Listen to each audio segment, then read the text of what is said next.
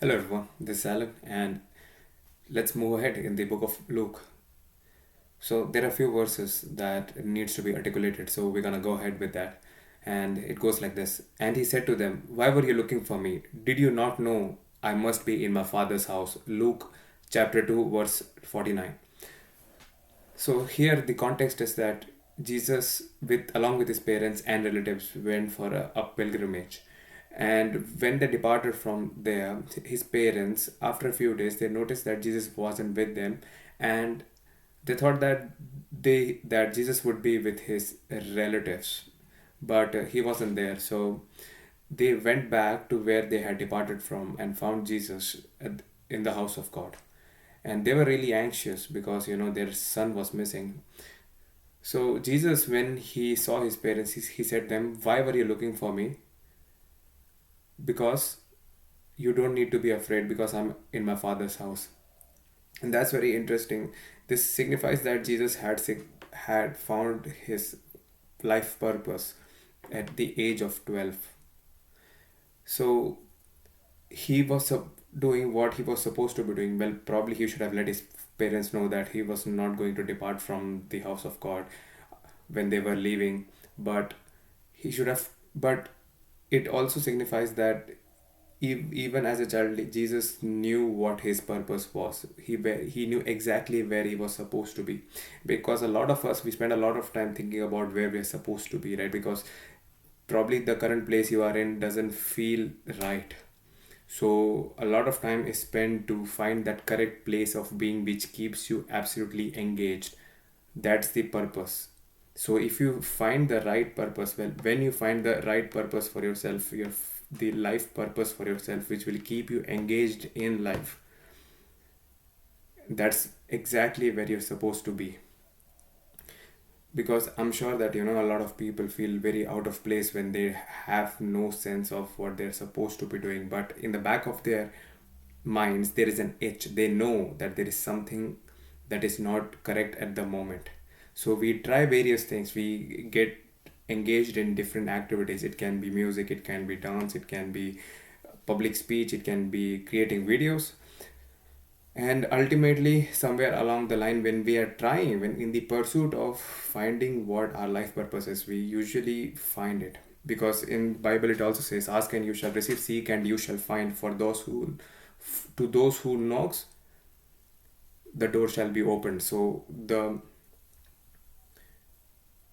but you have to keep on looking for it. Just by sitting, it's not gonna come to you, because even though you know that there is something wrong, there is something that is not right, that the purpose is missing, it won't just come to you, it won't pop up in your head randomly. It would only come to you when you try out different things, and that should keep you engaged. Well, the fantastic thing about the best thing that happens when you find your life purpose is that all the depression and sadness and upset, it everything goes out of the window. You don't feel it anymore, because usually the fundamentally people get depressed when they are not engaged in something that they find really meaningful. So the best way to beat depression is to not take any pills or to go to the therapist. Is to really, most fundamentally, what is really curative, what really cures depression is the engagement in life, in something that you really find close to your heart, you find really meaningful and purposeful. And might as well do it, because if you're gonna live for a long time, and might as well do it because there's nothing else for you to do. So let's go on to the next verse. "Even now the axe is laid to the roots of the tree. Every tree, therefore, that does not bear good fruit is cut down and thrown into the fire." Luke chapter 3, verse 9.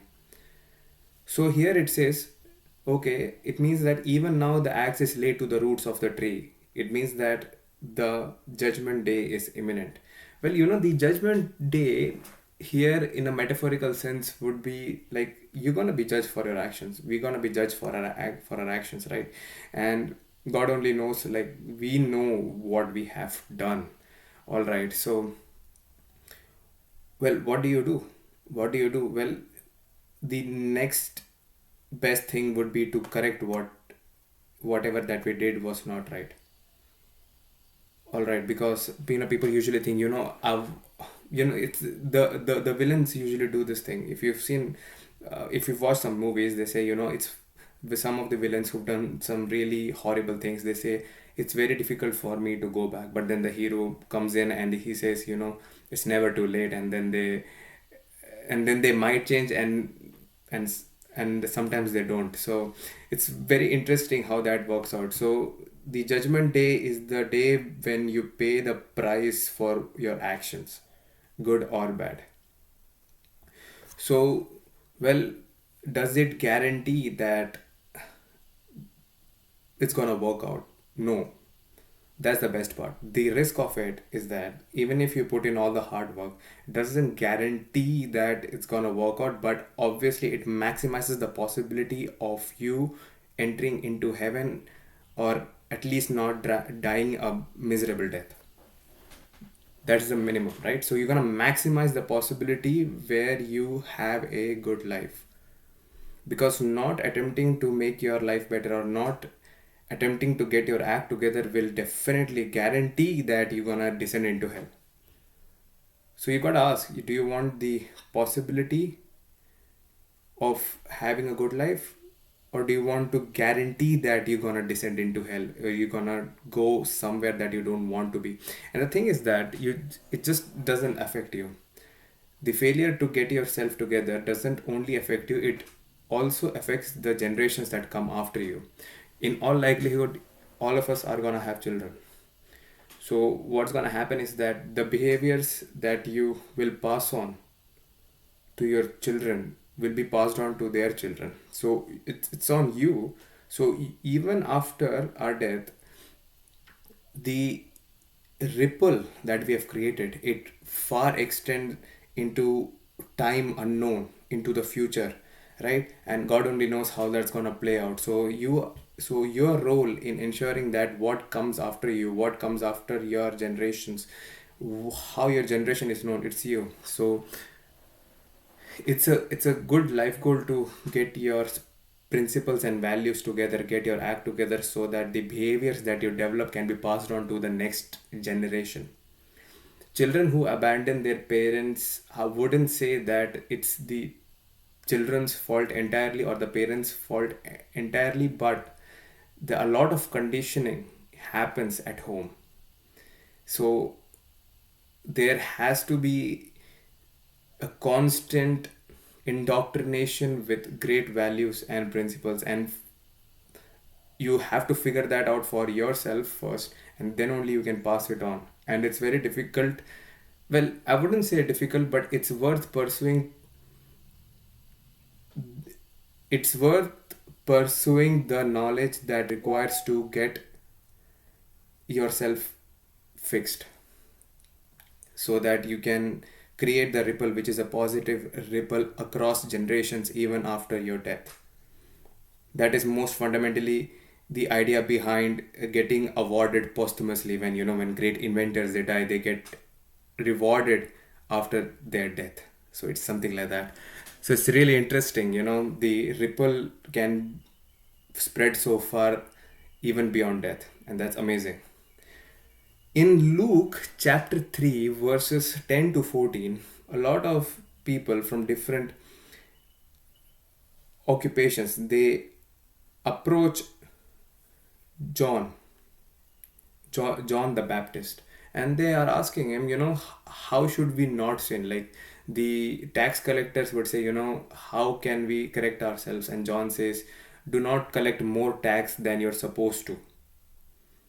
Now, this is just common sense, right? And this also means that people know exactly down to the last, well, probably not down to the last detail, but they have got a vague idea of what would improve their life. Right. So it's not like the tax collectors did not know that they should not collect more money than they're supposed to, because they are functional human beings. It is very easy for us to, people in a relationship, if one of the partners, if they are not acting right, it is very strange that the other partner think that the person who is not acting right is stupid. No, but we have to be aware at all times the person who is doing wrong by you, they are fully sentient beings, and if they are doing wrong, they are doing it consciously. It's not an accident. So here, John the Baptist says, do not collect more tax than you're supposed to, and the tax collectors know it. So, what they needed was an affirmation to get their act right. Now, when you tell people what they're supposed to do, get their act right, it can be met in two with two behaviors. It can be met with contempt, or it can be met with humility. So, look, if someone comes to me who is on the next level of human status, they tell me, Al, look, this is what you're supposed to do, and this is how you're gonna make this much money, and this is what I did. I'm gonna accept it, because what do I know? So I'm gonna accept it, because I listen to those people who are where I want to be. I wouldn't listen to anyone else because there is no proof. So I would love to just listen to those people who have done the things that I want to do, and who are where I'm supposed to be. It is very difficult to respect or even listen to those people who have got no idea what they're talking about, and they are not where you're supposed to be. So it is worth spending time to look out to find your people. As Janine Driver, she says, Janine Driver is a body language expert. So she says, find your people. Now it doesn't have to be the people who speak your same language, or who look like you are from the same community. It doesn't have to be like that, but the direction in which that they are moving and where you want to go should be the same. And you can find these people on the internet. So I look up to a lot of people. A lot of my best friends, they are on the internet. So, and I listen to them all the time because they are indoctrinating me with their ideas, that I know it's gonna help me, and it already has. Right, I'm running marathons now. So yeah, so sometimes you have to tell people what they are doing is wrong if they ask you, and it is incumbent upon them to, but they are not obligated to do it what you suggested them to do, but you the obligation from you has now been dispensed. Because let's say if you are a friend, right, you're a friend of someone and they are not acting right, you could tell them, look, you should train every day, you should eat better, you should not be behaving in such a way that is not good for the tribe, for the group, and this is not really good. And if they meet you with contempt, you just gotta let them go. But people need affirmations, but sometimes people just need affirmations to get their act together. So there is an obligation on you to suggest your friend to become better, so that both of you can grow together. And it's better to grow as a team than be a lone wolf. Well, guys, I hope you guys have a good weekend, and I'll speak to you next week.